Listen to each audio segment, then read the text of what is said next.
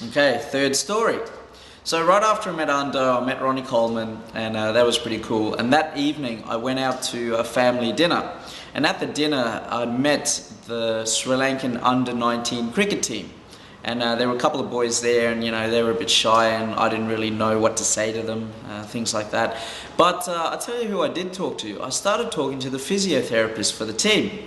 And we got along really well, and I told him, I'm a speaker, and these are the sort of things I do. And we had the most in-depth conversation about what it takes to motivate and inspire kids, which is what I do. And he got really, really interested in what I was saying. And then he called over another guy, the coach. And the coach actually had a bit of a chat with me. And then we spoke to their team consultant, who's actually a world-class cricketer. His name is Aravinda De Silva. Now, again, all these guys, like world-famous cricketers and all that, they played all around the world, and here they are in Darwin. So again, I got this amazing opportunity to meet with them. And so I went up to Aravinda, and I said to him, what's the difference between winning and losing? Because he's been in that many matches, World Cup matches all around the world, and he knows exactly what's inside here that makes the difference between winning and losing, just like I asked Ronnie Coleman. And Aravinda sort of said, that it is, the difference between winning and losing is very little, and it's actually how you train off the field. And I said, what do you mean? And he said, whatever you do off the field has an impact on what you do on the field. So basically you train very hard for all sorts of stuff. So you train for your shots, you train for your fitness, you train all of that. But all of that stuff really focuses on your mental training as well. And if you train your mind off the field in such a way that when you're actually on the field, your physical abilities kick in and all that, but your mental ability as well. And that's what the difference is. Your mental ability on versus off the field. So you train your mind off the field, and when you're required to perform, it goes into action. And you don't even think twice, it's automatic. So he basically said all that stuff to me. I thought, wow, that's amazing. And I said to him, I would love to actually work with your kids one day, work with your under-19 team. And he said, well, why don't you come in on, tomorrow we've got a session. Why don't you come in and have a chat to them? I said, for real? And he goes, yeah, come in, And I said, all right, cool, I can motivate and inspire anyone. I thought, wow, this is an amazing opportunity to actually speak to these kids and actually see if I can help them out in their performance on the field and off the field later on in life and school and whatever, because they're under 19s.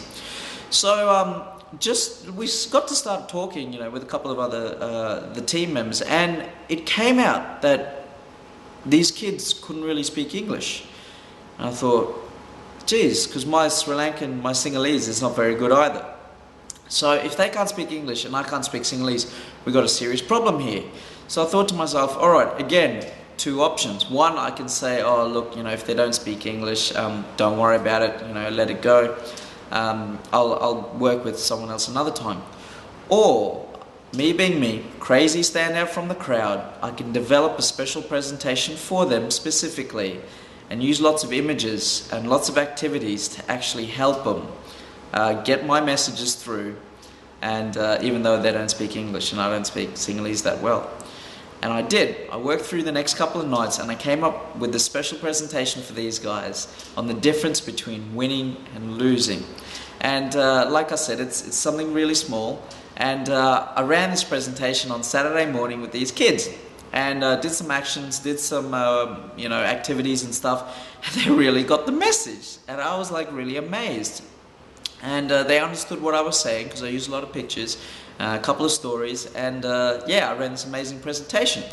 Now the results of my presentation were actually quite amazing. I mean, these kids, when they were in town, they were playing 5 matches and they'd won the first 2. But they played on a bouncy pitch because back home in Sri Lanka we can't create the same sort of pitches, or no one does. So these guys aren't trained for bouncy pitches, and this one ground, no Sri Lankan team has ever won on this one ground here in Darwin.